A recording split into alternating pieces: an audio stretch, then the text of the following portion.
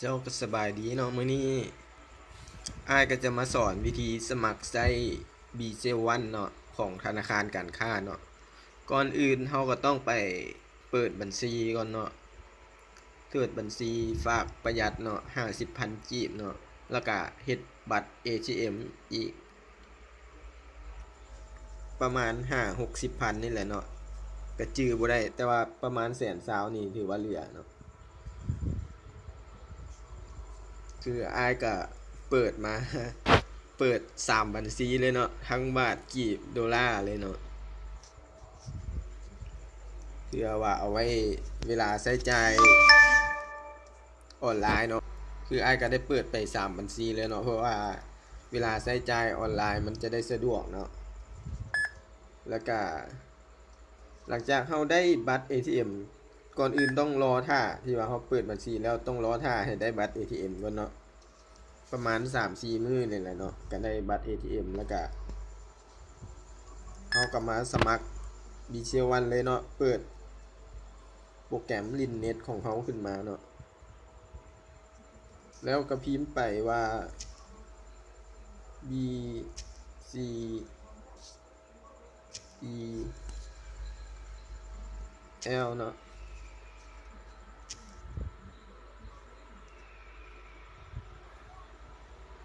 เข้าไปที่หน้าเว็บของธนาคารเนาะ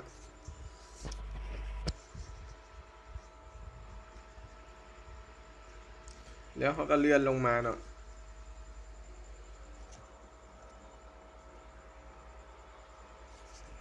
เลื่อนลงมาจะเห็น BJ1 นี่เนาะเราก็สามารถดาวน์โหลดแอปมาไว้ในมือถือเขาก่อนได้เนาะถ้าว่ามันไผบ่มีเขาก็คลิกใส่ที่ BJ1 เนาะปึ๊บ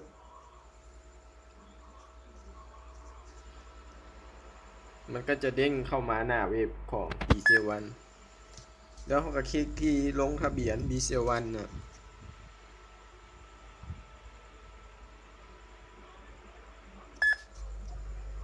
คลิกที่ลงทะเบียนแล้วเขาก็พิมพ์ชื่อเนาะ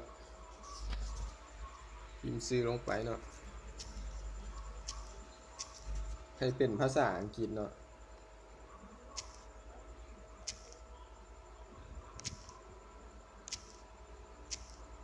เดี๋ยวอาชีพอาจจะใส่เป็นเกมเมอร์เนาะ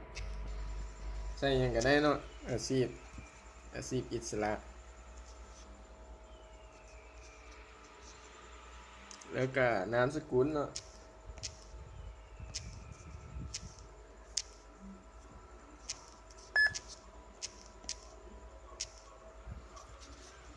นามสกุลบ้าน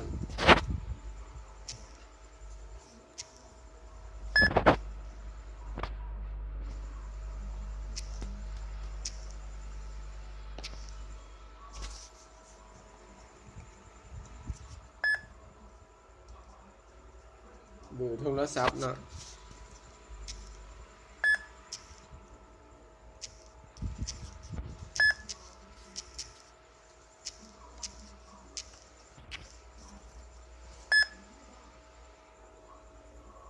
เบอร์โทรศัพท์ต้องมี8ตัวเนาะ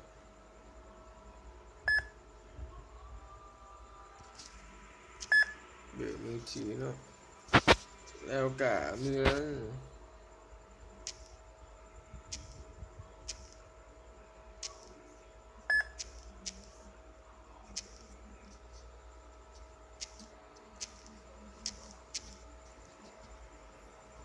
ก็บ่ได้สมัครยากเนาะง่ายๆสิว่ามันไผก็ว่าตัวนี้อาจจะเฮ็ดเป็นตัวอย่างซื่อๆเนาะไอ้บ่ได้สมัครแท้แต่ว่าไอ้สมัครไปแล้วเนาะแต่ว่าตัวนี้ไอ้มาสมัครให้เบิ่งเพื่อแม่นไผที่ว่ายังสมัครบ่เป็นตัวนี้เขาก็ใส่เมลเข้าไปเนาะอีเมลต้องเป็นอีเมลที่ว่าใส่ได้แท้ได้เนาะ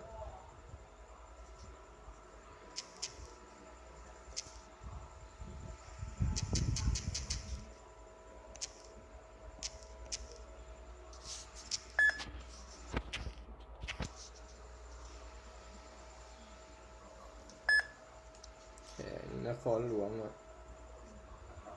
อีเมล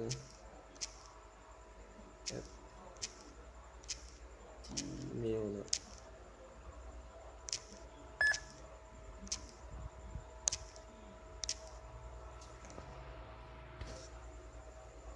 วันเดือนปีเกิดเนาะ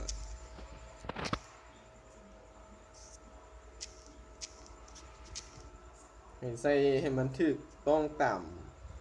ความเป็นจริงของเขาเนาะ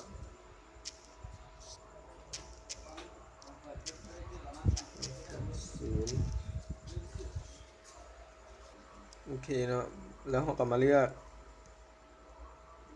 สัญชาติเนาะ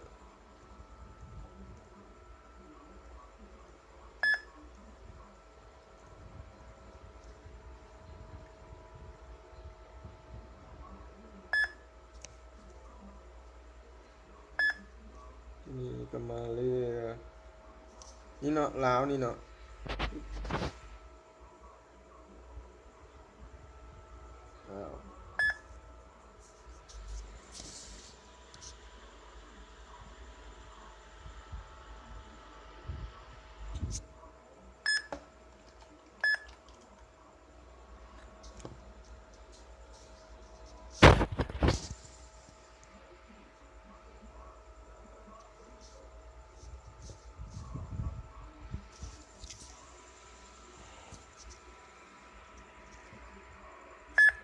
โอเคเลือกลาวแล้วเนาะเลือกลาวแล้วก็มา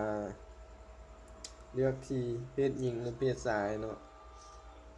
จากนั้นเนาะเขาก็เพิ่มบัตรของเขาลงไปเนาะบัตร ATM ที่ว่าเขาเปิดมานั่นเนาะ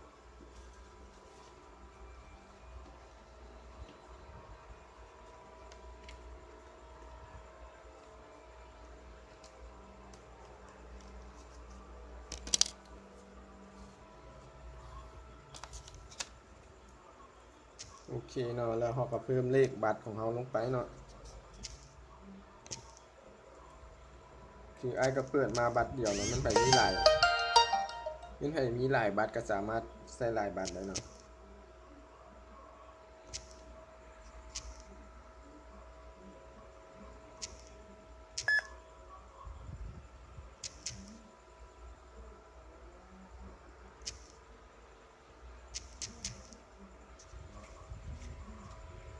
โอเคเนาะแล้วตัวนี้แมนเขาจะผูกไว้โทรศัพท์หน่วยเดียวหรือว่าโบผูกเนาะไอ้ขอแนะนำให้ว่าโบผูกเนาะเพราะว่าถ้าว่าเขาไปผูกใส่หน่วยเดียวนี่เนาะเขาจะบ่สามารถใส่อยู่เว็บไซต์ได้เนาะแล้วก็บ่สามารถใส่อยู่โทรศัพท์หน่วยอื่นนะต้องได้ไปปลดล็อกเนาะถ้าว่าจะใส่หน่วยอื่นมันก็เลยยุ่งยากคือไอ้มีโทรศัพท์หลายหน่วยสิเนาะบางทีหน่วยนึงมันแบตเบิดเนาะก็ใส่อีกหน่วยนึงจังซี่นะแล้วก็กดที่ลงทะเบียนเนาะปึ๊บเนาะโอเคเนาะการลงทะเบียนก็ถือว่าสำเร็จแล้วเนาะแล้วให้เขาพิมพ์รูปตัวนี้เนาะไปให้ธนาคารเนาะหรือว่าเขาจะแคปรูปก็ได้เนาะแคปรูปภาพเนาะไปให้ธนาคารคือว่าตัวนี้มันเป็นเลขที่ว่าเขาลงทะเบียนเนาะแล้วไปหาธนาคารให้ที่ว่าอยู่ใกล้บ้านของพวกน้องเนาะแล้วก็ให้กับเจ้าลงทะเบียนตัวนี้ให้เนาะเดี๋ยวไอ้ก็ขอเวลาแคปรูปแป๊บนึงเนาะโอเคเนาะ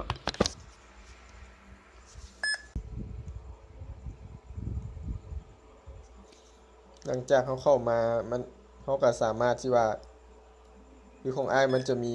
3บัญชีเนาะถ้าน้องๆมีบัญชีเดียวมันก็จะเห็นขึ้นมาบัญชีเดียวเนาะแล้วเขาก็ยังสามารถเฮ็ดซึ่งว่าตอนที่ว่าเขาเข้ามาใหม่ๆเนาะคือธนาคารเวลาเขาเจ้าลงทะเบียนให้ปึ๊บเขาเจ้าจะส่งรหัสผ่านเนาะเขาก็เอาอีเมลเขามากรอกใส่แล้วก็รหัสผ่านที่ ธนาคารเขาจะส่งเข้าเบอร์โทรศัพท์ที่ว่าเขาลงทะเบียนนั้นเนาะเขาก็เอามาล็อกอินแล้วหลังเข้าจากเข้ามาใหม่ๆมันจะให้เปลี่ยนรหัสก่อนเนาะเปลี่ยนรหัสผ่านแล้วก็ให้เขาตั้งให้เขาตอบคำถาม3คำถามเนาะเป็นคำถามรักษาความปลอดภัยเนาะคล้ายๆแบบเขาสมัครID ของ iPhone นั่นแหละเนาะมันก็จะให้เขาตอบคำถามแล้วก็ต้องจื้อคำตอบไว้เนาะแล้วก็จื้อคำถามไว้บ่ซั้นจะโอนเงินบ่ได้เนาะแล้วก็ต้องได้ไปให้ธนาคารรีเซ็ตให้เนาะก็จะเสียค่าธรรมเนียมประมาณ 10,000โอ้ก็บ่จื้อว่าประมาณนั้นเนาะแล้ว BC1 เขาสามารถเฮ็ดหยังได้แน่เนาะคือ1คือโอนเงินให้กันเนาะ